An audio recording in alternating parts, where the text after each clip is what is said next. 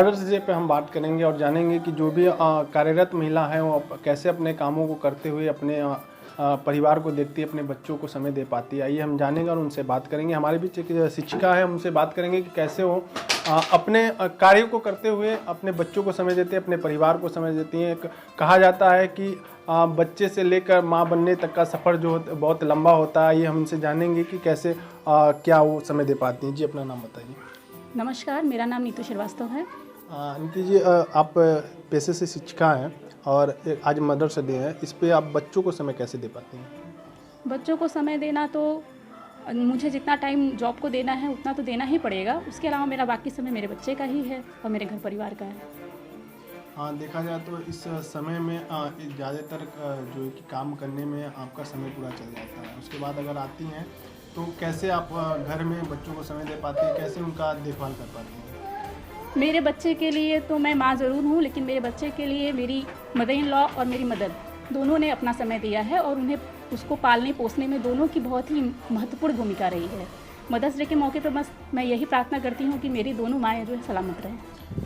देखा जाए ये भी देखा गया है कि एक सफ़र होता है जो बच्चे से लेके मतलब छोटे से लेके माँ बनने तक का सफ़र। उस सफ़र में आप क्या कहना चाहेंगे? मेरा दोनों सफ़र बहुत ही खूबसूरत रहा है।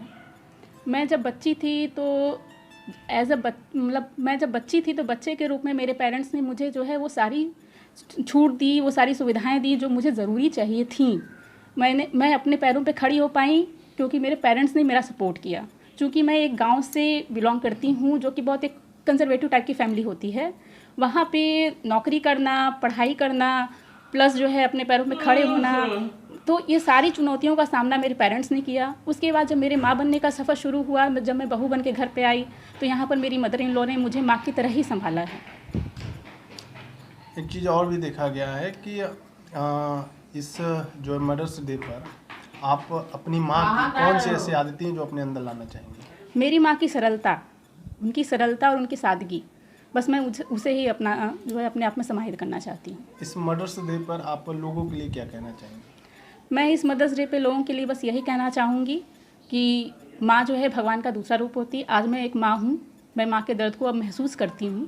पहले हम लोग जब छोटे थे तो भले कह देते थे कि माँ तुम्हें समझ में ये नहीं आता, लेकिन आज मुझे समझ में आता है कि माँ को ऐसा कहने से पहले कई बार सोचना पड़ना पड़ता है। क्योंकि जो है जो माँ होती है वो जिस फीलिंग से गुजरती है, आज मुझे वो फीलिंग महसूस होती है। तो इस मदर्स डे के मौके पर बस मैं इतना ही चाहती हूँ कि वो चाहे अपनी माँ हो या मदर इन लॉ हो, सासू माँ हो, आप सभी जो है उनका सम्मान करें, क्योंकि माँ सिर्फ माँ होती है, उसके अंदर और कोई भावना नहीं होती, सिर्फ मातृत्व की भावना होती है।